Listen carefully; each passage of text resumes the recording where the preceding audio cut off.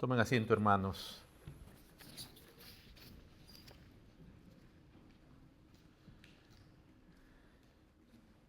Acompáñenme a Gálatas capítulo 6.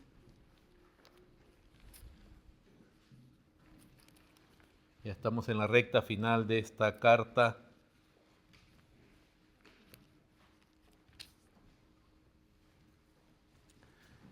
Una carta correctiva, con amor, es cierto, pero correctiva para todas esas iglesias en esta región que habían escuchado el Evangelio de Dios, el Evangelio de la gracia provista en Cristo para nosotros, la justicia provista en Cristo para nosotros, y donde posteriormente llegaron otros predicadores cambiando el Evangelio. Y cuando se cambia el Evangelio, se cambia quién es Dios, se cambia quién es Cristo, se cambia el mensaje de salvación y los resultados. Imagínense cuán serio es que se cambia el Evangelio. Y cuando se cambia el Evangelio, es algo tan dañino que esta carta comienza diciendo que sea anatema o está bajo la maldición de Dios cualquiera que cambie el Evangelio. Esas son palabras muy pesadas, muy serias. Porque está cambiando lo que Dios dijo. O sea, está poniendo palabras en la boca de Dios que Dios no dijo. Es un atrevimiento supremo. Y vemos que cuando el Evangelio se cambia, cuando no se entiende bien quién es Dios, quién es Cristo, la obra que Dios ha hecho en Cristo para nuestra salvación, para nuestra justificación, entonces no hay manera más que uno comenzar a confiar en su propia carne. La carne, que es nuestra naturaleza humana, afectada por el pecado, que fue liberada del poder del pecado para poder creer en Cristo, y al creer en Cristo fuimos perdonados, fuimos lavados, hallamos justicia en Cristo, la justicia que nosotros no tenemos y que solamente en Él hay. Y todo lo que en Cristo se nos concede, fuimos adoptados por Dios. Y la carne cesa en su menguar, en su relación con Cristo, y caemos, en este caso los hermanos en Galacia cayeron en uno de los extremos de que se da cuando se cambia el Evangelio, que es el legalismo, y es el legalismo judaizante, es el extremo más fuerte con el que luchó la iglesia en las primeras décadas. Ya después de la destrucción del templo de Jerusalén en el año 70, el judaísmo se separó marcadamente del cristianismo, ya no quiso tener nada con el cristianismo. Y el cristianismo también, su separación es mayor. Pero en este tiempo todavía muchos judíos eran parte de la iglesia, llegaban judaizantes, y acá en este caso en Galacia les decían que tenían que circuncidarse, entre otras cosas, para ser salvos, no entendiendo la ley, porque esos son los malos predicadores del judaizantes hasta el día de hoy, no entienden bien la ley, aunque toda la ley viene de Dios, pero tiene una aplicación y tiene un propósito y un cumplimiento.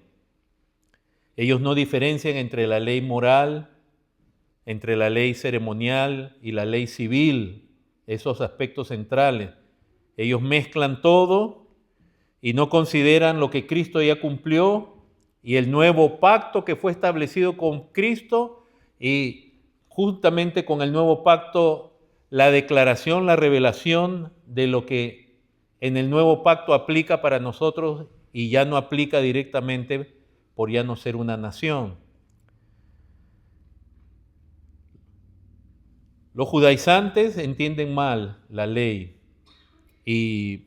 pero la usan y hasta agarran virtud del idioma y de otras cosas para hacer sentir a los gentiles que no saben de lo que están hablando y que ellos sí, pero no conocen el propósito de la ley tampoco. En general, como lo dice Pablo, se lo dice a Timoteo en su primera carta, que la ley fue dada para el pecador, para convencerlo de pecado, el aspecto moral de la ley, y para que una vez convencido de su pecado, de que falló contra Dios, venga Cristo a encontrar misericordia, salvación y perdón en Cristo. Entonces, ese legalismo judaizante es peligroso y hoy día está en boga, está muy en marcha. Cada vez se pone más de moda en iglesias adquirir signos, señales, prácticas judías para hacernos sentir que somos iglesia. Se comienza hasta a cambiar el lenguaje, y lo cual, de nuevo, es una negación entonces en la práctica de lo que Cristo hizo y de lo que Él logró en la cruz. Pero el otro extremo, hermanos, que se cae cuando el evangelio es cambiado, es caer en libertinaje, que creo que es el mayor problema de la iglesia de ahora. El problema de los judaizantes ahora es serio, en algunos lugares es bien fuerte. Muchos de ellos tienen programas de televisión, de radio, y andan judaizando y vistiéndose como según las ordenanzas del Antiguo Testamento y cosas así, que ya no están vigentes para nosotros. Pero el libertinaje es el mayor problema, si se hablara en proporción, donde de nuevo se cambia el evangelio, entonces se cambia quién es Dios, la persona de Dios, la santidad, la majestad, la soberanía. Se cambia entonces a Cristo, el propósito de Cristo. Su salvación realmente no es tanto por nuestros pecados, sino para hacernos felices, y se malinterpreta la gracia de Dios, y esa gracia se transforma en libertinaje y podemos vivir mundanamente, podemos vivir en locuras, en desvaríos, hacer tantas cosas, pero somos cristianos. El libertinaje es lo más fuerte que hay hoy en día en las iglesias, y se ve en la música, se ve en la vestimenta, se ve en la falta de servicio al Señor, se ven tantas cosas donde se nota que el evangelio ha sido cambiado. Y estos eran verdaderos hermanos, o sea, una verdadera iglesia o verdaderos hermanos pueden abrazar el error. Pero qué bueno es en esos días tener a alguien como Pablo, que como ministro se puso enfrente de esa iglesia en nombre de Dios y les dijo, esto es la verdad, esto es lo que está pasando, y si ustedes hacen esto, ustedes están abandonando a Dios. Él era un hombre que Dios había llamado, y él había entendido que su labor era agradar a Dios en la predicación, presentar a Dios fielmente y al evangelio. Su trabajo, su labor no era agradar a los hombres, y no es que él vivía para desagradarlos, sino que o agradas a Dios o agradas a los hombres. Hermanos, en el capítulo ya 6, después de haber recorrido esta carta de manera general, vamos a ver la importancia de ser parte de una comunidad cristiana, de la iglesia, el valor que tiene el tener hermanos para el poder andar espiritualmente y no carnalmente. Al ser salvos, hermanos, cuando Dios nos salvó, lo que primero que hace el Espíritu Santo es hacernos parte del cuerpo de la iglesia. Somos adoptados por Dios, pero el Espíritu Santo nos sumerge, nos bautiza en el cuerpo de Cristo. Nos hace parte del cuerpo de Cristo, es decir, de la familia, de una comunidad de creyentes. No existe el creyente aislado. El creyente, las personas, y yo he escuchado lamentablemente comentarios, a veces con mucho orgullo, yo soy cristiano, pero yo no me congrego. Y muchas veces eso está cargado de un fariseísmo, porque las iglesias son hipócritas. O sea, tú estás por encima de los demás. Y si las iglesias son hipócritas, o todos los pastores son hipócritas, ¿por qué no vas tú a una iglesia y te congregas para ayudarlos a salir de eso? ¿O quiere decir que todos son hipócritas y tú eres el único santo, súper santo? Pero así hay muchos engañados, ¿verdad? Que creen que pueden vivir su cristianismo fuera de la iglesia. Y por eso es que en la antigüedad algunos padres de la iglesia, y se usaba esa frase, que era común que se decía que no se puede ser salvo fuera de la iglesia. No, que no se refiere a que la iglesia es la que salva, sino que es imposible que tú digas yo soy salvo y no pertenezco a una iglesia, no soy parte de una iglesia. Y aquí vamos a ver esa realidad, porque hermanos, no debemos pensar que no necesitamos a los demás. Si tú crees que solo te necesitas a ti o a tu familia, estás en un grave error. Ese es el error que Pablo trata en 1 Corintios 12. El error de estar en el cuerpo y que una parte del cuerpo le diga a la otra, no te necesito. O que una parte del cuerpo, por aparentemente ser más visible y más llamativa, como el ojo o la mano, le diga a otra parte del cuerpo, no te necesito, puedo vivir sin ti. Es absurdo, es absurdo. Pero no debemos pensar que no necesitamos a los demás. Y, escuchen, no estoy diciendo, no debemos pensar que podemos estar sin los demás. Sino, no debemos pensar que no necesitamos. Necesitamos unos a otros. No debemos menospreciar tampoco a otros en el cuerpo, porque si tú no ves tu necesidad y el valor de otros en el cuerpo, los estás menospreciando. Y sin ser quizás tu intención, te estás poniendo por encima de los demás. Y aun cuando tú te consideres la parte más humilde del cuerpo de Cristo, no menosprecies tu participación en el cuerpo. Quizás alguno sinceramente dirá, ¿qué hago aquí? Yo no tengo nada para aportar, pero no pienses tampoco de ti. No pienses exageradamente de ti, pero tampoco te menosprecies y digas, no ayudo en nada. Tu sola presencia hace mucho en la iglesia. Hace mucho para animar a otros, para darle ejemplo a otros. Por ejemplo, un hombre que está ocupado, una mujer que está ocupada y participa con otros hermanos, está dando un ejemplo que a pesar de estar ocupado, aunque no enseñe todavía, no predique, pero está dando un ejemplo a otros, a pesar de sus ocupaciones. Yo les he comentado que esa era la idea que corría por mi mente cuando yo recién me comencé a congregar. Yo no tenía nada para hablar ni enseñar. Solo me di cuenta que si yo no iba, primeramente mi maestro, por decir así, o los encargados del grupo, etcétera, se desalentaban. Y yo lo veía no tanto por mí, sino lo veía cuando faltaban otros, y a veces sin avisar. Faltaban sin avisar, o sea, como... Y yo es lo primero que le dije al Señor, Señor, lo único que yo sé es que asistiendo sirvo para alentar a los que me enseñan y para alentar a otros, ¿no?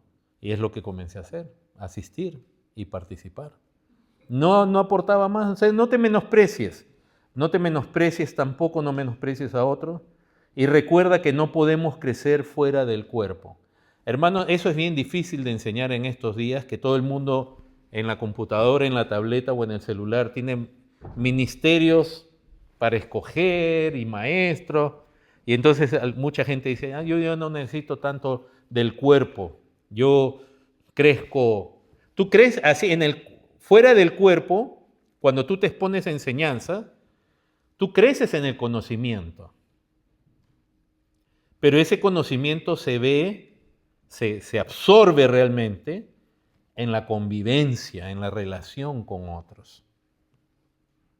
Es ahí donde, por ejemplo, tú que ganas aprendiéndote 1 Corintios 13 en griego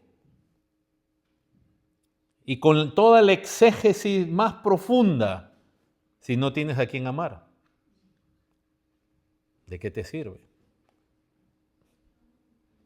Entonces no se puede crecer fuera del cuerpo. Y en este pasaje, hermanos, hay 3 áreas importantes de la vida de la iglesia que nos van a ayudar en nuestra vida espiritual. Primero, del verso 1, la disciplina en la iglesia, que se conoce como disciplina eclesiástica. Segundo, desde el verso 2 en adelante hasta el 5, el llevar las cargas unos de otros. Y tercero, el ser enseñado en el verso 6. Miren, 3 áreas en lo que se nos va a ayudar en nuestro andar espiritual y justamente ese es el valor de ser parte del cuerpo de la iglesia. La disciplina, acá no está hablando de la disciplina personal, sino de la disciplina en la iglesia. Las cargas, el llevar cargas unos a otros, porque todos nosotros tenemos cargas, y lo vamos a explicar, y el ser enseñados, porque todos nosotros necesitamos ser enseñados. Entonces, esto decimos que es para el andar espiritual, veníamos desarrollando desde el capítulo 5, verso 16, donde dice, pues andad en el espíritu y no satisfagáis los deseos de la carne. El énfasis de Pablo a estos hermanos es, anden en el espíritu. Si se cambia el evangelio, se cambia nuestro entendimiento acerca del Espíritu de Dios también y el propósito de nosotros. El Espíritu ellos lo habían recibido por fe en Cristo. Cuando creyeron correctamente en Cristo, el Espíritu de Dios vino a morar en ellos. ¿Cuándo viene a morar el Espíritu de Dios en una persona? Cuando cree en el Evangelio. O sea, si tú le cambias el Evangelio, también su entendimiento, su relación con el Espíritu se afecta. Y ellos comenzaron a andar en la carne, en sus propios esfuerzos.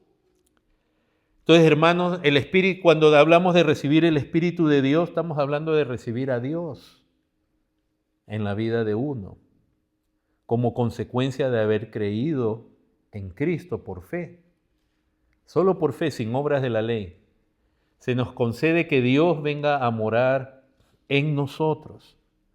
Y todos los que han creído en Cristo tienen el Espíritu de Dios. En otras palabras, tienen a Dios morando en ellos. ¿Te has puesto a pensar que quien mora en ti, si tú has creído en Cristo, es Dios mismo? Es el Dios eterno con todos sus atributos en la persona del Espíritu Santo. Es Dios, es el Dios omnisciente, omnipotente, eterno. Hermanos, eso es algo que yo no puedo comprender. Así como no puedo comprender la grandeza del sacrificio de Cristo, de todo lo que significó su encarnación, su vida, su muerte y su resurrección y sus logros, tampoco puedo entender a cabalidad todo lo que significa que el Dios eterno esté morando en nosotros. O sea que no solo fuimos perdonados de nuestros pecados y justificados en Cristo, sino Dios viene a morar en nosotros para lograr en nosotros la evidencia de esa salvación y el poder de Dios de salvar a un pecador que se da en una vida de santificación y de preservar a esa persona hasta el final para que alcance la resurrección y la glorificación, donde el mal será removido completamente de su ser. Pero todos nosotros tenemos el Espíritu de Dios, los que hemos creído en Dios. Es algo muy grande, es algo muy glorioso. Y todo el poder, toda la grandeza de Dios mora en nosotros. Ahora, quiero hacer una explicación. Nosotros somos criaturas vasijas. O sea, el Dios que mora en ti no es medio Dios, no es 1% Dios, es Dios. Y uno de los aspectos de Dios es que Dios no puede ser dividido en porcentaje. Pero nosotros somos criaturas pequeñitas. Entonces, en nosotros no se va a manifestar la plenitud de Dios en todo su sentido, porque tendría que nuestra mente comprender todo a Dios y nuestro ser poder manifestar todo Dios, pero ese todo Dios sí mora en nosotros. En ese aspecto solo Cristo se puede hablar de Él como la plenitud, aún en hombre, el Espíritu desciende sobre Él. Y en ti está Dios. Y es Dios todopoderoso, omnisciente, todopoderoso. Pero de nuevo, no quiere decir que tú o yo podemos manifestar a Dios en toda su plenitud, porque somos criaturas. Pero el mismo Dios que mora en ti Es el mismo Dios que descendió sobre Cristo. Es el mismo Dios que estuvo en el corazón de los apóstoles en la vida. Es el mismo Dios. Es el mismo Espíritu. Es el mismo Espíritu que estaba en los creyentes del primer siglo. Y es algo glorioso, es algo que no tiene nombre. Ese Espíritu se recibe por fe, por gracia. Y se les exhorta a andar en el Espíritu, a vivir por el Espíritu. Entonces, ¿qué significa? Que también tenemos que estar conscientes, hermanos, que nosotros que éramos antes de tener el Espíritu de Dios eran simplemente humanos, carnales. Y la Biblia, recuerden, usa esa expresión carnal para alguien que es un ser humano, sin la influencia, sin el poder del Espíritu de Dios en sí mismo, y es un pecador, es un enemigo de Dios, no entiende a Dios. Pero lo que hizo Dios fue, por la obra del Espíritu Santo, librarnos del poder del pecado en nuestra humanidad. Y entonces, para poder creer en Cristo, porque el que cree en Cristo eres tú, soy yo, hombres carnales, pero para ello tiene que ser uno librado del pecado para poder creer. Y el Espíritu Santo nos convence de pecado, de que tú eres pecador en ti mismo. Como ser humano, eres una criatura opuesta a Dios, enemiga de Dios. Y ese es algo que a veces en la misma iglesia no se entiende, porque algunos creen que es ofensivo, como en las iglesias todo el mundo hoy día está de moda decir de tú eres maravilloso, tú eres maravillosa, tú eres un príncipe, una princesa. Y no se le dice a la gente, tú eres carne, pero por la gracia de Dios, como humano, tú has sido no solamente liberado del poder del pecado, has sido perdonado, has sido lavado como ser humano, has sido adoptado por Dios, ahora tienes paz para con Dios por medio de Jesucristo, ahora eres hijo de Dios, pero sigues siendo humano y en tu humanidad todavía mora el pecado. Ya estás libre del poder del pecado. En cambio, el que no tiene a Cristo, el que no tiene el Espíritu de Dios, sigue bajo el dominio del pecado. No puede salir de ahí. El dominio de su propia naturaleza pecaminosa. Pues nosotros hemos sido liberados, hemos sido hechos hijos de Dios, pero la palabra nos muestra, como hemos estado leyendo en domingos pasados, que en nuestra carne todavía no mora el bien perfectamente, hermanos. Todos nosotros somos capaces de pecar contra Dios y todavía pecamos contra Dios. Ninguno de nosotros todavía ama perfectamente a Dios, ni le sirve perfectamente a Dios. ¿No te preocupa eso? ¿No te preocupa que seas así? Y encima todavía tú y yo podemos tener pensamientos, deseos, intenciones, acciones contrarias a Dios. Ese es el testimonio de las Escrituras, Antiguo y Nuevo Testamento. La Escritura nos da ejemplo. Noé se emborrachó. Y emborracharse está prohibido por Dios. Un hombre de Dios, del cual se dice que era justo, en el capítulo 6 de Génesis, en el capítulo 9 se emborracha. Un creyente, un hombre de fe, porque eso es lo que Dios hace, nos concede creer en Cristo. Es un don de Dios, pero todavía puede pecar.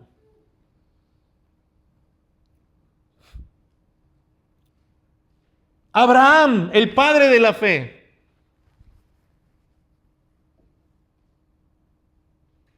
Todavía teniendo temores, mintiendo y exponiendo a su esposa que sea tomada por otros hombres.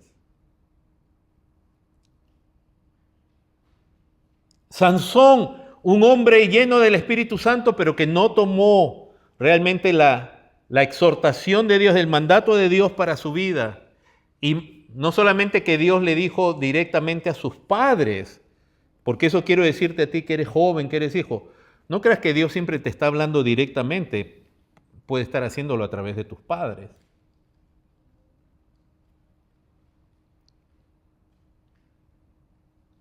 Pero miren también cómo acabó Sansón. Por eso el culto lo hemos comenzado con el versículo 8, donde dice, porque el que siembra para su carne, de la carne segará corrupción, pero el que siembra para el espíritu, del espíritu segará vida eterna. David, un hombre de Dios, y miren lo que pudo hacer. Pero el problema hoy día en la iglesia, como no se habla del evangelio, entonces la gente no está consciente de lo que son. ¿Saben qué, hermanos?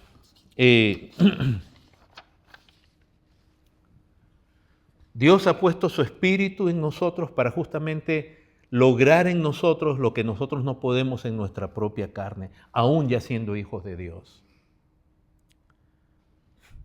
Y el Espíritu Santo ha venido a morar a nosotros y a permanecer en nosotros. Y cuando nosotros pecamos lo contristamos al Espíritu Santo. Pero Pablo lo que dice es no que lo contristemos, sino que seamos llenos del Espíritu Santo. Pero hay un peligro, hermanos, en no ver que nuestra humanidad es aún pecaminosa.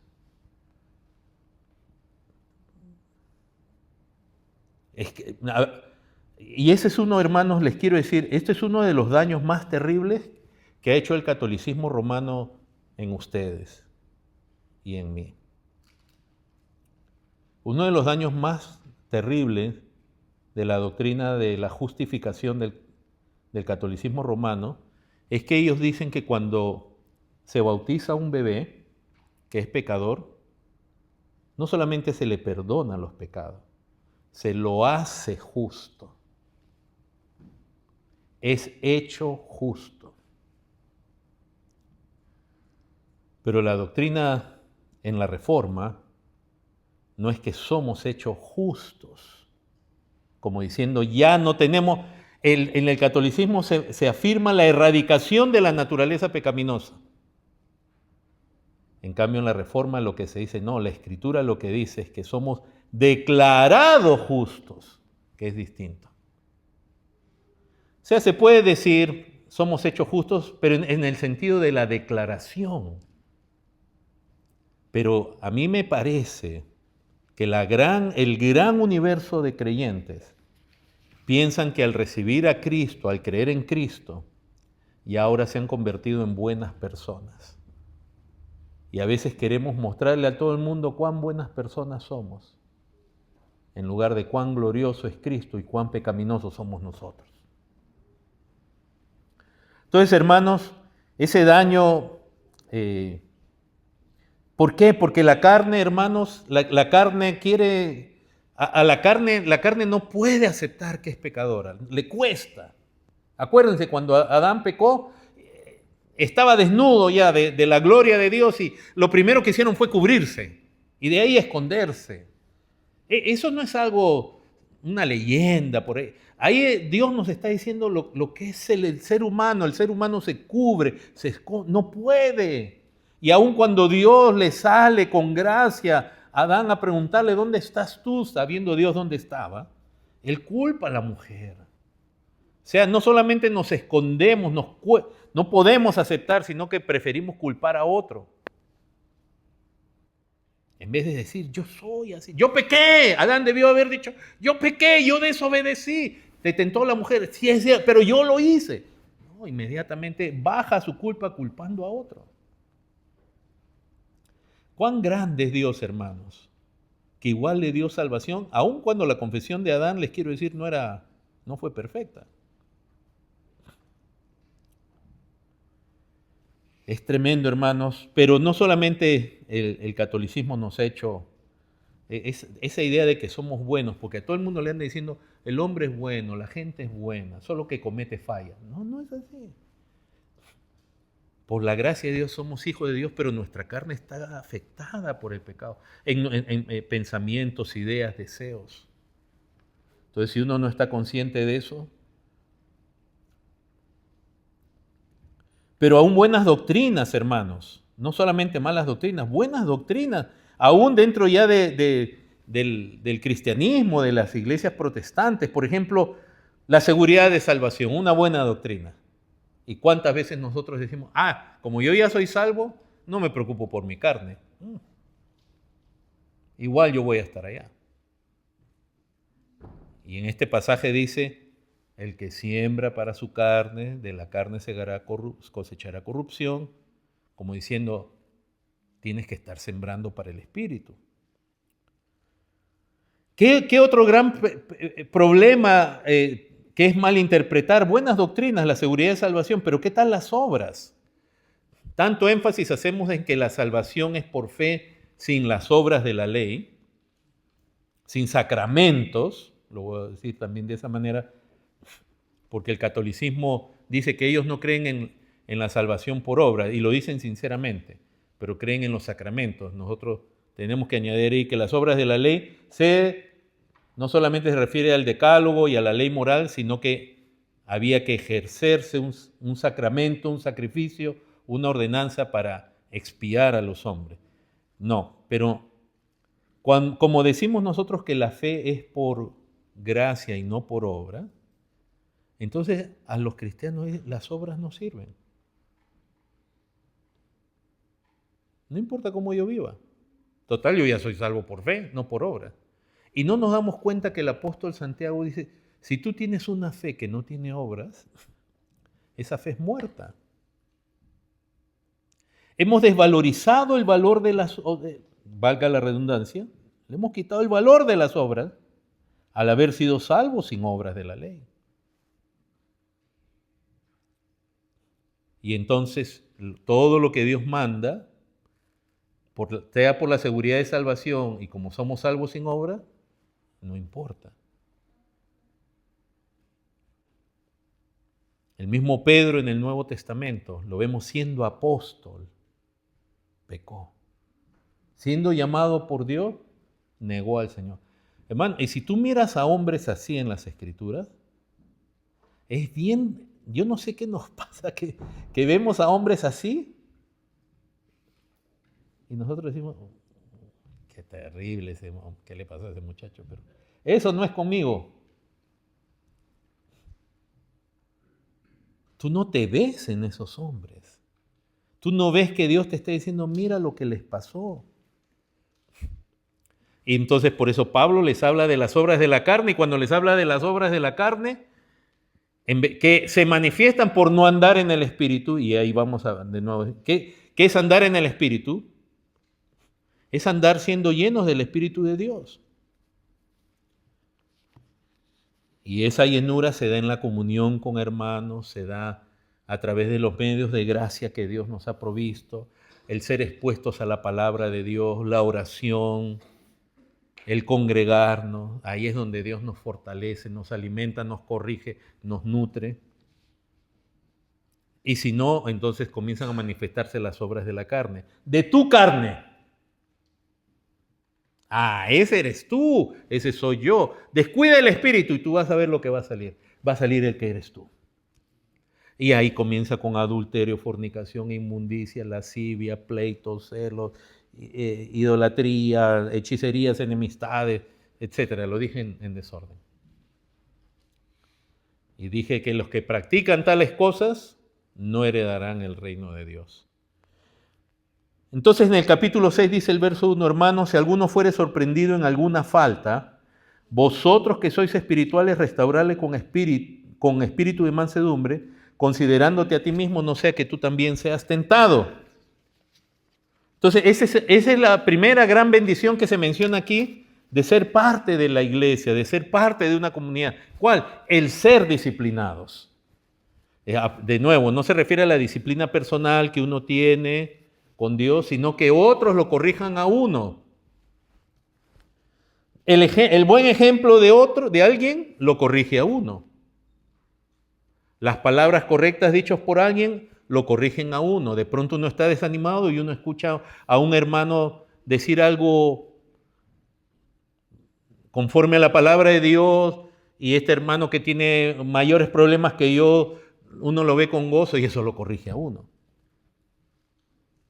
O sea que parte del valor de estar en el cuerpo es la disciplina dentro de la iglesia. Y ahí dice, ¿cuál es la condición? Dice, si alguno fuere sorprendido en alguna falta. Tiene que ser una ofensa, un delito, hermanos. O sea, en cuanto a la ley moral, tiene que ser algo concreto. No puede ser solamente no me cae bien el hermano, no me saludó,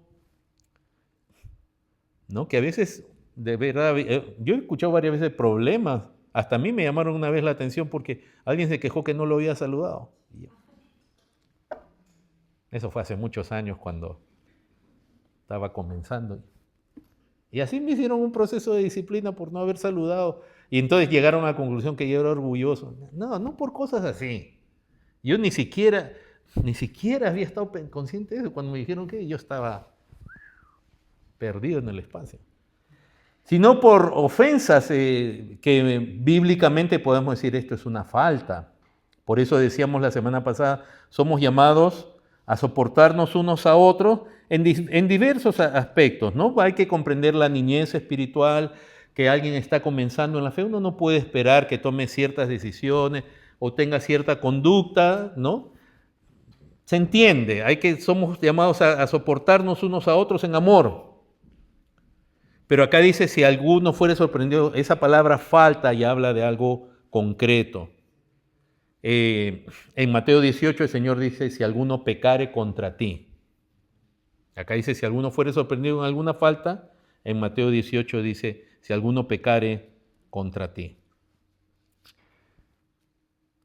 Entonces tenemos el llamado a tolerar ciertas cosas, pero lo que no debemos tolerar es el pecado objetivo. ¿Ok? Algo que está fuera del orden de Dios y que va a abrir la puerta justamente a un mayor problema de la carne. Eso lo aprendemos en 1 Corintios 5, en los primeros versículos, porque ellos estaban tolerando un pecado que no debían tolerar. Dice así la palabra en 1 Corintios 5. De cierto se oye que hay entre vosotros, en la iglesia, fornicación, y tal fornicación cual ni aún se nombra entre los gentiles, o sea, peor que entre los gentiles. Tanto que alguno tiene la mujer de su padre y vosotros estáis envanecidos. Eso es lo que no se debe tolerar. Ellos hace rato se hubieran lamentado y han debido disciplinar y sacar a esa persona de la iglesia, si es que no se quiere arrepentir. Y parece por el contexto de 1 Corintios 5 que en ese momento no se quiso arrepentir. Por eso Pablo los reprende y dice, ustedes toleran lo que no se debe tolerar. Ahora, cuando a ese hombre lo pusieron en disciplina real, él se arrepintió. Y ahí déjame decirte, porque también la Biblia nos da esperanza, porque ese hombre, mientras le toleraban en el pecado, no se arrepentía y toda la iglesia era contaminada. Pero ya cuando lo pusieron en disciplina por orden de Pablo, ese hombre se arrepintió. Y quizás hay personas alrededor tuyo que todavía no se arrepienten, sabiendo tú que están en pecado, porque tú no estás dispuesto a ser un instrumento de disciplina. Que no se trata de ir con cólera, porque después hemos leído con espíritu de mansedumbre, no, se trata pero de ser objetivo y decirle, esto no está bien. ¿Quiénes son los que deben disciplinar? Dice vosotros que sois espirituales. Es decir, eso aplica a todos los hermanos de la iglesia, no solamente a los pastores. Los pastores también tienen ese deber, pero todos. Pero se refiere obviamente a aquellos que están andando en el Espíritu, es decir, que están por la gracia de Dios viviendo. No se puede disciplinar con hipocresía. Si tú no estás viviéndolo, no puedes decirle a otro, vívelo. Entonces, estos que están andando en el Espíritu, que están aprendiendo a luchar contra la carne, que están viviendo en la fortaleza, en gozo, estos son justamente los que comprenden el Evangelio también, porque si no, no se pudieran dar, y son las personas que son adecuadas para corregir a otros. Son los que pueden presentar la gracia de Dios con firmeza, son los que pueden presentar el peligro del pecado. Por eso normalmente el desorden en una iglesia, ¿dónde comienza? O en una familia, en una casa. Cuando el papá o la mamá en una familia se permiten ciertas cosas, ¿con qué autoridad le van a decir a los hijos? Por poner un ejemplo muy vulgar, si un papá fuma, ¿cómo le va a decir a sus hijos no fumes? Pero hablando de la iglesia, el padre y la madre, si se permiten ciertas cosas, ¿cómo le va a decir a su hijo? o a su hija no. Entonces, tiene que haber un ejemplo, un estándar. Son personas de nuevo que tienen el Evangelio, entonces con gracia y con verdad pueden corregir al pecador, pueden decirle, ¿verdad? Y son ellos que los llamados a tener este trabajo cuyo propósito no es simplemente avergonzar, no es destruir a alguien, sino es restaurarle, como dice ese versículo.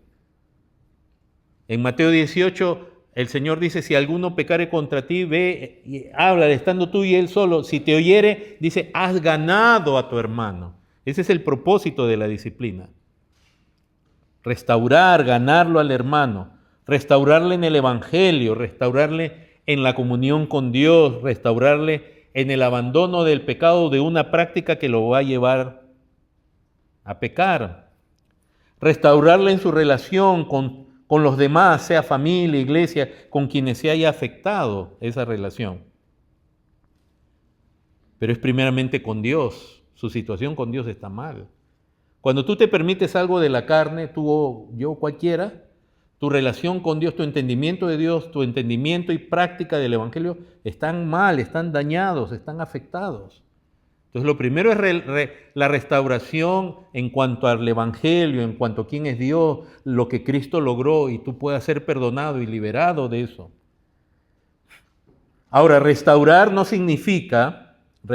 a alguien que ha pecado, no significa evadir o encubrir las responsabilidades, sean civiles o penales de una persona, ¿no? Por ejemplo, se ha sabido en iglesias que ha habido hombres que han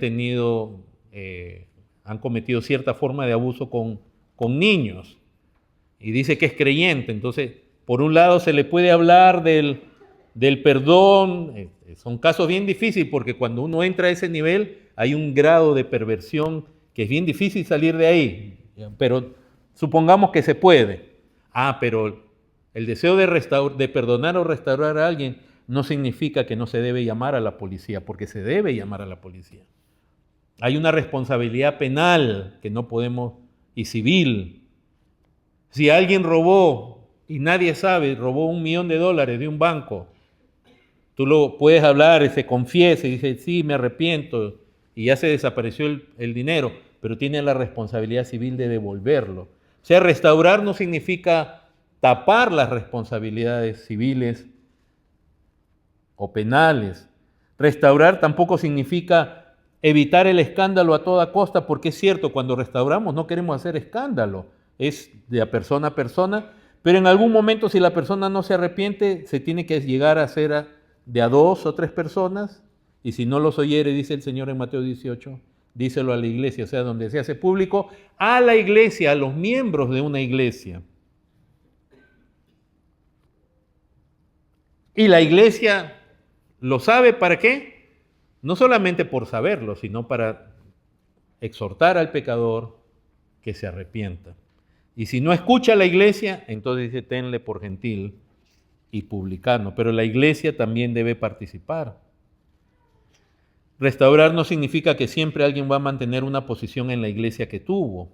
De repente amerita que ya no más esté. Pero algo quiero dejarles dicho, hermanos, en la confrontación de nuevo con mansedumbre, etcétera, buscando la restauración, nadie se restaura a sí mismo. Nadie en la iglesia, nadie se juzga a sí mismo y se restaura a sí mismo.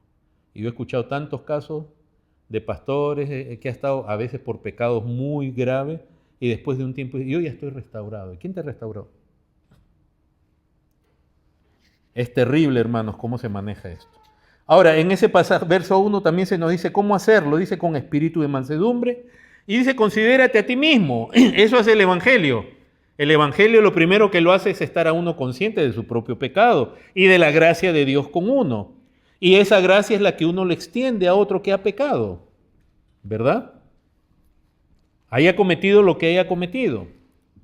Uno está consciente de su flaqueza y dice, no sea que tú también seas tentado, porque muchas veces en la disciplina se va y se quiere ser muy fariseo con alguien que ha pecado, muy estricto y te olvidas de tu propia fragilidad.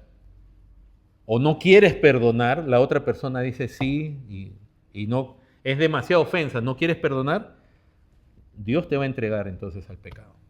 Porque es como aquel que tenía esa gran deuda que el rey le perdonó y él no le quería perdonar a otro. Y lo metieron a la cárcel hasta que pagara el último cuadrante. Tienen que tener disposición de perdonar, de restaurar. No, si no, no tiene sentido. Déjenme ahora comentar, obviamente tiene que ser alguien espiritual, es alguien confiable, tiene madurez, testimonio, no puede ser alguien que alguien le comparta algo y después toda la iglesia lo sepa. Qué horror, yo lo he escuchado de algunos de ustedes que no podían hablarle algo, quizás a algún pastor que después toda la iglesia lo sabía. Qué gente, o sea, ¿cómo puede estar alguien así en el ministerio? Si es algo personal, es algo personal.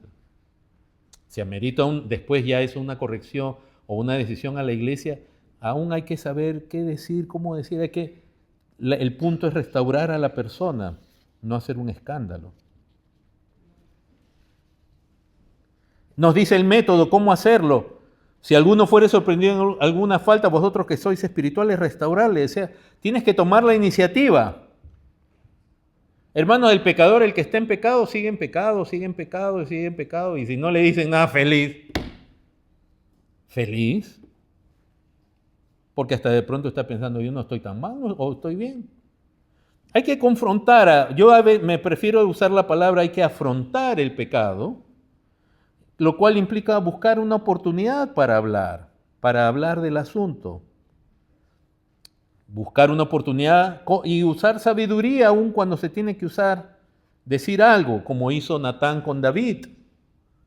Buscó la oportunidad ante el rey le concede, y él usa de sabiduría y le da un ejemplo, ¿no? De un hombre pobre con una ovejita y otro hombre rico, y al final ese eres tú. Y ya David ya sabía que era.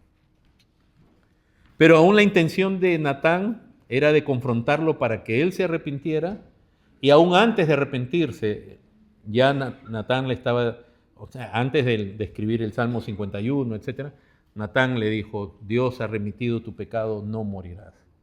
Pero David tuvo consecuencias, de todos modos, que ni Natán ni nadie lo pudo librar. Es más, que vinieron de la decisión de Dios, porque fue Dios quien decidió quitarle el niño, quitarle la vida al niño que había nacido. Entonces, ¿cuál es? Ese es el método, confrontar, pero también dice en Mateo 18, si me acompañan,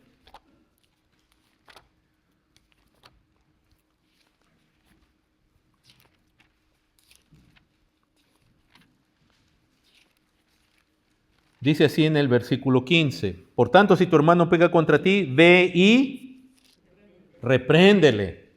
¿Qué es reprender? Es hablar algo con firmeza.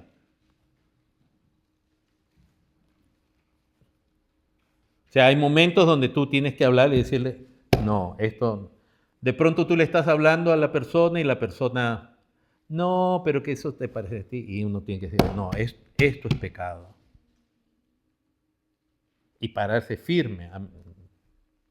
Es decir, esto es pecado. No, que no es pecado. Ya, la gente lo puede maquillar como quiera.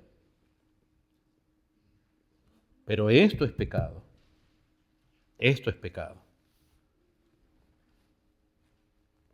Esa misma palabra la usa Pablo en la carta a Tito, en el capítulo 1, rápidamente se los leo. En el verso 13 dice así. Este testimonio es verdadero, por tanto, dice, repréndelos duramente. ¡Wow! O sea, hay momentos que sí hay que reprender, hermanos. O sea, si usted cree que disciplinar siempre es tener palabras, o sea, hay que tener mansedumbre, pero a veces hay que tener palabras bien firmes y decirle, no, esto es tal cosa ante Dios. Es como los padres de ahora no quieren reprender a sus hijos porque la psicología les ha dicho que les daña el psiquis. Les daña sus emociones y los trauma y los paraliza para el resto de su vida. Pero miren los niños que hay ahora. No digo ustedes en general, no se preocupen, no se ofendan, sino en general, miren. Pregúntenle a las maestras lo que significa ser maestra. Hoy en día es un desastre. Nadie quiere ser maestra.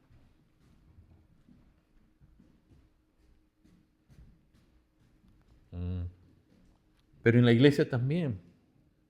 Parece que ya no podemos decir con claridad esto es pecado, porque eso es ser legalista.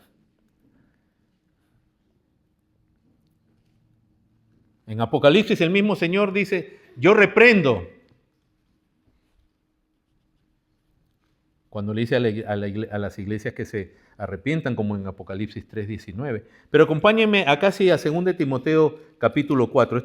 Este es algo muy bonito que quiso ir a ver, porque para algunos es cierto, la tentación es, lo primero que quieren hacer es reprender. Y parece que para algunos evangelizar significa reprender y regañar. No. Estamos hablando de restáurale con espíritu y mansedumbre, se habla, se busca sabiduría, se busca la oportunidad. Hay momentos de reprender. Pero miren qué lindo el orden de lo que Pablo le dice a Timoteo en el capítulo 4. Le dice, te encarezco delante de Dios y del Señor Jesucristo, que juzgará a los vivos y a los muertos en su manifestación en su reino. Miren, que prediques la palabra. Lo primero es la predicación. ¿Cómo es que Dios nos enseña su verdad y nos corrige? A través de la predicación de la palabra. Y luego, ¿qué dice? Que instes a tiempo y fuera de tiempo. Redarguye, reprende, exhorta con toda paciencia y doctrina. Tiene que estar acompañado de la verdad de Dios. Pero miren todos esos aspectos. Predica, insta, redarguye, reprende, exhorta. O sea, hay distintas maneras de enseñar la verdad y corregir. Por eso no debemos ser nosotros de aquellos que solamente reprenden y tanto regañando. O sea, esa no es manera de evangelizar o de corregir. Uno tiene que ver cómo considerándose a uno mismo. Entonces el proceso para esta disciplina es de uno en uno, como dice en Mateo 18, de dos, si no te escucha, con 2 o 3 testigos, y si no a toda la iglesia. Ese es el proceso, donde aún en algún momento, quizás hasta públicamente, se tenga que mencionar. Pablo le dijo a Timoteo en su primera carta, capítulo 5, verso 20, a los que persisten en pecar, repréndelos delante de todos para que los demás también teman. Wow, eso está duro. ¿Cuál es el resultado de este proceso? Si se busca restaurar, el resultado que esperamos es el arrepentimiento de la persona, no es condenarle. No es condenarle, es el arrepentimiento, que implica perdonarle, y ahí no solamente el que es usado para la disciplina, tiene que ser alguien dispuesto a perdonar, pero encaminar las cosas debidamente, sino la misma iglesia también, que es lo que Pablo tiene que hacer en su segunda carta, exhortándole a la iglesia que perdone al hombre que había pecado, del cual se habla en 1 Corintios 5. Para que lo perdone, la iglesia le decía perdona, y hasta consolarlo en el caso de que alguien haya cometido un pecado y su tristeza, su dolor sea tan grande, de un verdadero arrepentimiento, pero alguien puede estar tan avergonzado ya que necesita hasta que lo consolemos en la gracia de Dios, que le digamos, hay perdón de Dios, hay perdón, es cierto, ya metiste la pata, lo que pasó es terrible. No una falsa seguridad, estamos hablando de alguien que está arrepentido y está dolido, y que está ya ni siquiera se quiere dirigir a Dios, pero no como rechazo, sino en vergüenza. Entonces ahí hay que también en algún momento consolar. Pero las consecuencias están, no se pueden borrar. No hablamos de consolar tapando las consecuencias. Eso es lo que también Pablo exhorta a la iglesia en Corinto que hagan con el hombre que pecó, que lo perdonen, que lo consuelen, no sea que sea destruido de mucha tristeza. Ahora, si no se arrepiente, el resultado de la disciplina es o hay arrepentimiento o hay dureza. No hay punto intermedio. Y si alguien se endurece y no se quiere arrepentir, dice tenle por gentil y publicano en Mateo 18. Pablo en 1 Corintios 5 lo que dice, hace rato han debido sacar a ese hombre.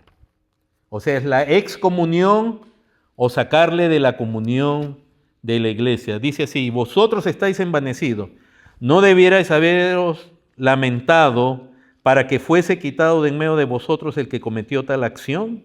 Ese es 1 Corintios 5:2.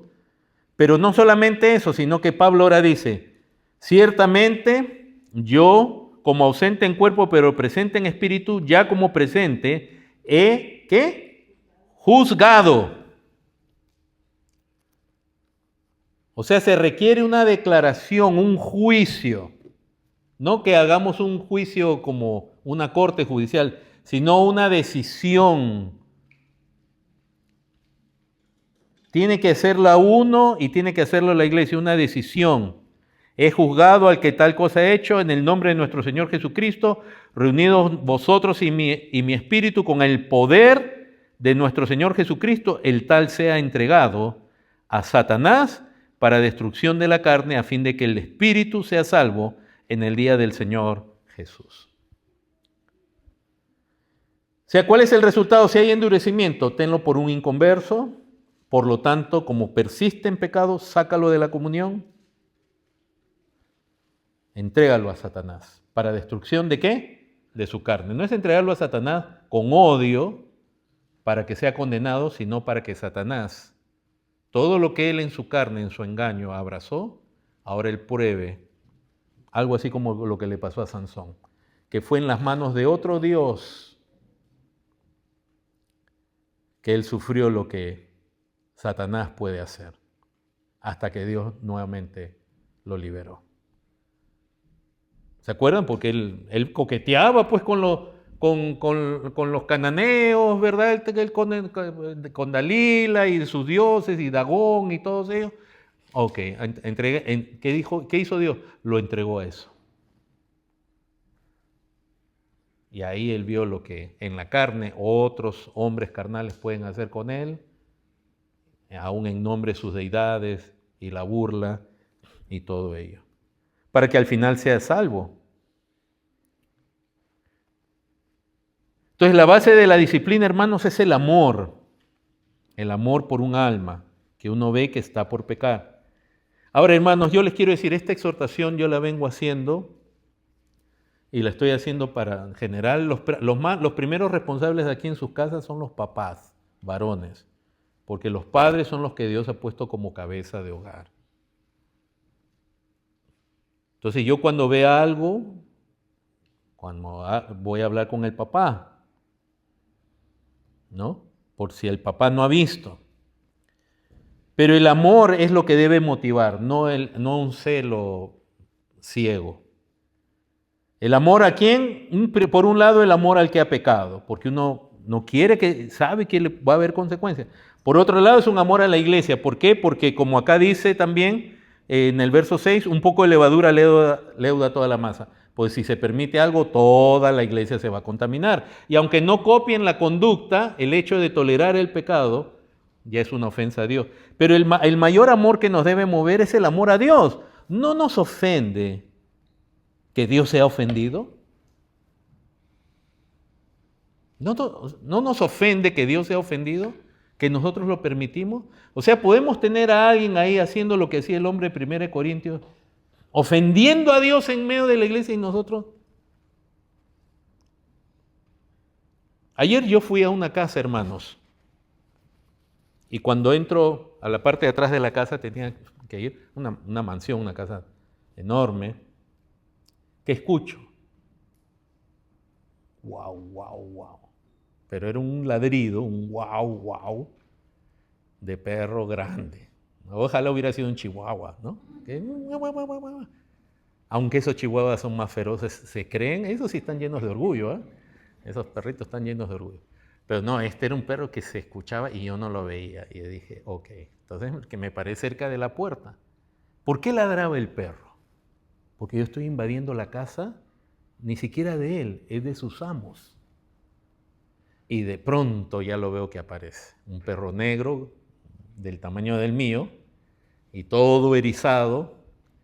Y ya, bueno, a mí me gustan los perros, me agaché, me puse en una posición como de sumisión, pero el perro estaba defendiendo su casa y de pronto la voz de la dueña de la casa se escucha y Y el perro más todavía se puso nervioso. Y yo sé que aún de nervioso me puede atacar porque él está protegiendo.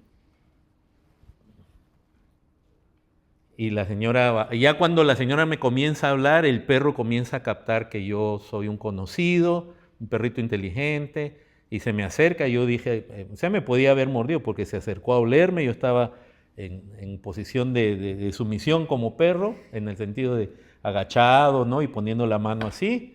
Y el perro, ya cuando baja la señora, el perro entiende que yo no era alguien peligroso, ¿no? Y el perro comienza a saltar y a mover la cola y todo eso. Pero a nosotros a veces parece que no nos ofende que alguien ofenda a Dios con su falta de amor, con su falta de interés, con sus ofensas, con sus cosas.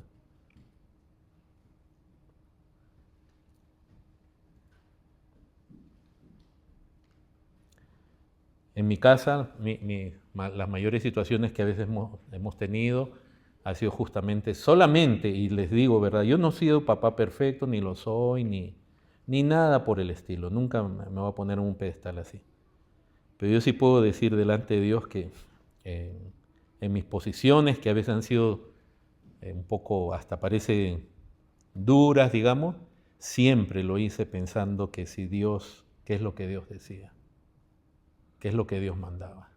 ¿Qué era lo mejor desde la perspectiva de Dios? Aún con mis 20.000 errores como papá, pero en situaciones de disciplina. Entonces, hermanos, la base debe ser el amor a Dios. No podemos amar más a las personas que a Dios. Hay que amar a las personas, pero no más que a Dios. Por favor. ¿Cómo entonces el día que el Señor venga vamos a venir con el Señor para ejercer juicio y castigo contra los pecadores? ¿Saben qué? Con esa actitud, cuando el Señor venga, que viene a llevarnos y a juzgar a los pecadores, con esa actitud, esos cristianos van a decir, no Señor, no seas malo. ¿Cómo vas a hacer eso? No. Así no se salva la gente. O tenemos que estar del lado de Dios, hermano. ¿No es eso lo que Dios probó con Moisés cuando Israel pecó, estando él en el monte y bajó y estaban en un descalabro terrible? ¿Quién está conmigo? Cíñase la espada. O cuando estaban por los campos de Moab, que también hay descalabro en Israel. Y Dios comienza a castigar a todo el pueblo. Esto es tremendo. Y hasta los príncipes de Israel llorando ahí. Hasta que uno, Finés, agarra una lanza y ejerce juicio sobre uno de los israelitas que estaban pecando, que tuvo el atrevimiento de de cometer la inmoralidad en medio del campamento. Por causa de él. Entonces, hermanos, no, acá no es, de nuevo, hay que tener amor de verdad por las personas, pero no más que a Dios. Y también temor al castigo, el castigo hacia uno, el castigo a una iglesia por tolerar ciertas cosas. Acuérdense que en Hebreos 12 se nos dice de Dios que Él es, como Padre, Él castiga al que recibe por hijo. Pero también tenemos autoridad, porque dice ahí, Pablo decía, por el poder que se le ha encomendado, ustedes y yo en el poder o autoridad, esas son las llaves que se mencionan en Mateo 18, tenemos la autoridad, eso significa el atar y el desatar, no es solo para Pedro, porque Mateo 18 se lo dice a todos sus discípulos, no es solo a Pedro, pero esa es una autoridad que Dios nos ha delegado. Y Pablo dice, juzgado al que tal cosa ha hecho. ¿Por qué no disciplinamos, hermanos? No disciplinamos porque a veces no nos ofende que ofendan a Dios, o porque no tenemos claridad, porque queremos más la alegría de la gente que la verdad para ellos. Quizás no amamos suficientemente. ¿Se ha puesto a pensar eso? Que quizás usted no ama suficientemente a esa persona para decirle la verdad. En amor, obviamente. ¿Se ha puesto a pensar en eso? Cuando toca, ojo, no, recuerden, no estamos diciendo convertámonos en policía y estemos... No. Cuando ya toca algo concreto, cuando hay una falta, un pecado objetivo en cuanto a lo que Dios manda, bien objetivo, y que se está permaneciendo en eso. Ni siquiera es una falta, porque uno espera que alguien cometa una falta y haya convicción del Espíritu y se arrepienta sin que nadie lo diga. Me refiero a alguien que está caminando en ello. De pronto no amamos suficientemente a esa persona. Hermanos, cuando uno está en pecado, ¿qué es lo que uno más quiere? Que todo el mundo se lo permita a uno. Que todo el mundo esté de acuerdo con uno, que todo el mundo le celebre. ¿Qué más quiere el pecador? Pero ¿y su eternidad? ¿Y su situación con Dios? Todo el mundo quiere estar bien, todo el mundo quiere tener las relaciones. Pero Dios, el mismo Señor, Jesús y Pablo dicen, sáquenlo, porque no podemos andar con alguien que llamándose hermano, no dice que salgamos del mundo, pero no podemos tener relación con alguien que diciéndose creyente, practique esto y esto y esto y esto y esto. Pero el pecador quiere las relaciones, sin condición. En una ocasión alguien me dijo así, yo quiero que respetes mi decisión, pero quiero tener la relación.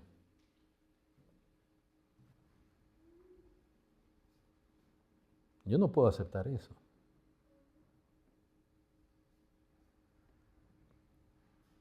Yo no puedo, porque si esa persona ya se endureció contra Dios, ¿qué es lo último que puede ver? Es la cara de alguien que le dice no.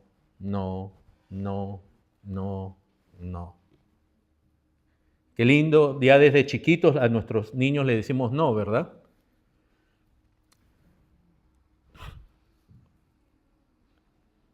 Pero hermanos, también a veces tenemos miedo de las personas. ¿Y saben por qué? Porque cuando se disciplina, a veces nos rechazan y feo. La gente prefiere irse de una iglesia que cambiar. Yo he experimentado varias veces, hermanos, que en un tiempo, pastor, ¿qué no hago por usted, pastor? Y después cuando le ha tocado decirle, hermano, eso no es así. O cuando se ha disciplinado a sus hijos. Después, ¿por qué? Porque es naturaleza. Van a buscar el defecto en uno para cortar, porque no pueden seguir, no puede. Por eso decíamos, en la disciplina o hay arrepentimiento o hay endurecimiento. Y yo he experimentado esas cosas. 5 minutitos, hermanos, ya. Y terminamos. Llevar las cargas unos por otros. Las cargas, en el verso 2, sobrellevar los unos las cargas de los otros. Unos las cargas de los otros y cumplir así la ley de Cristo, porque el que se cree ser algo no siendo nada, él mismo se engaña, así que cada uno someta a prueba. Gálatas 6 estamos, Gálatas 6, hora 4. Cada uno someta la prueba de su propia obra y entonces tendrá motivo de gloriarse solo respecto de sí mismo y no en otro, porque cada uno llevará su propia carga. Hermanos, aparte de la disciplina, somos llamados a llevar cargas unos por otros. Esa palabra cargas implica un trabajo, algo difícil, a veces hasta algo imposible, una prueba, una responsabilidad fuerte, un peso. Esas son las maneras como se traduce la palabra vanos en nuestras Biblias. Entonces hay distintos tipos de carga. Algunos de ustedes están pasando prueba. Puede ser una prueba de salud. Cuán precioso es tener el apoyo de hermanos, ¿no? Pruebas de distinto tipo, problemas en casa, y cuán precioso es saber que en la iglesia se nos apoya en esas pruebas. Ahora, nadie va a tomar el lugar de Cristo, de Dios, para ayudarnos a atravesar las pruebas, pero la iglesia tiene ese propósito para que unos se ayuden a otros y nos previene de tener cuidado con creerse ser uno algo y entonces uno no necesita ayuda. Verso 3, el que se cree ser algo, no siendo nada. Wow, la respuesta de Pablo es fuerte. Tú crees que no necesitas a nadie, pero realmente tú no eres lo que crees que eres, en otras palabras.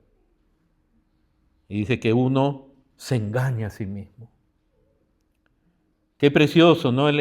Que oren por uno, ayudas, etcétera, de distinto tipo, porque uno pasa pruebas.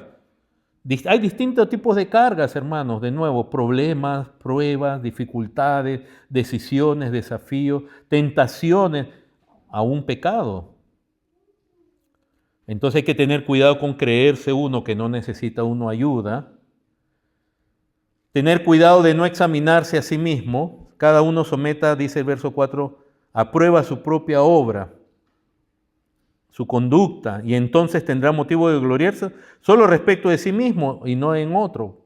Hay un peligro en no examinarse. ¿Se dan cuenta? Por eso es útil la iglesia, porque uno se puede estar aprobando y los demás decir,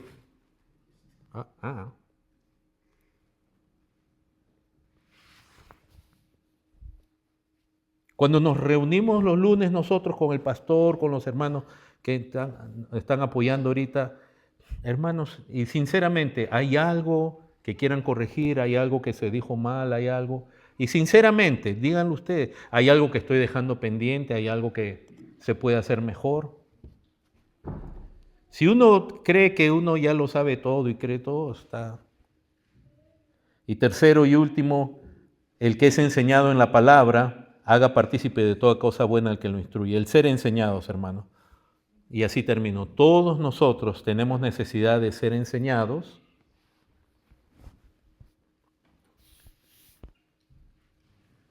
Y de tener una relación y una referencia con los que nos enseñan. Decirle, ¿no? Haga partícipe de toda obra buena, dice al que le enseña. O sea, dar referencia de lo aprendido, dar referencia de cuán útil, de la aplicación, de lo bueno que está haciendo esa enseñanza. Para nuestro andar espiritual necesitamos ser enseñados todos nosotros, todos nosotros. Y si algo hemos estado, en el buen sentido de la palabra, empujando por años, aún en que entre pastores nos reunamos y tengamos participación, es para que pastores aprendan a ser enseñados por otros pastores. Todos, no que yo voy a enseñar a los demás, no, todos. Escucharlo a uno, escuchar a otro, ser enseñados, no solamente por el internet, sino ser enseñados. Porque esas son maneras, la disciplina, el apoyo de otros hermanos y la enseñanza, es así como Dios nos ayuda en nuestro andar espiritual. Les invito a poner de pie.